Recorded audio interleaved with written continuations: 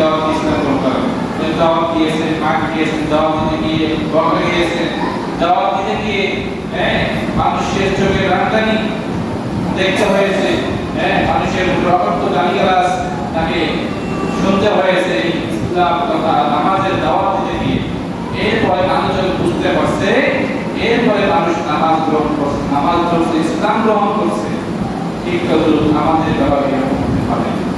আমরা একে অপরকে নামাজের দাওয়াত দিব, সে ভাই নামাজে আসবে, তবে সে যদি না আসে তার জবাব তাকে আল্লাহ তাআলার কাছে দিতে হবে। তবে আপনাকে আপনার নামাজের দাওয়াত দিতে হবে এবং ওই ব্যক্তির জন্য হিদায়াতের দোয়া করতে হবে, হিদায়াতের জন্য দোয়া করতে হবে, ঠিক না? হিদায়াতের জন্য দোয়া করতে হবে।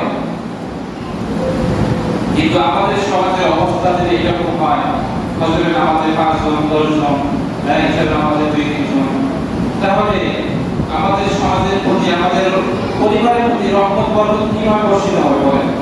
রহমত বরকত আল্লাহ তাআলা যে বলেছেন, ফাযকুরুনি আযকুরুকুম, একটু আগে যে আয়াতটি পড়লাম, তোমরা আমাকে ডাকো, আমি তোমাদের ডাক সাড়া দেব, তোমরা আমাকে স্মরণ করো, আমি তোমাদের যে তোমরা আমাকে স্মরণ করা মাত্র আমিও তোমাদেরকে স্মরণ করব।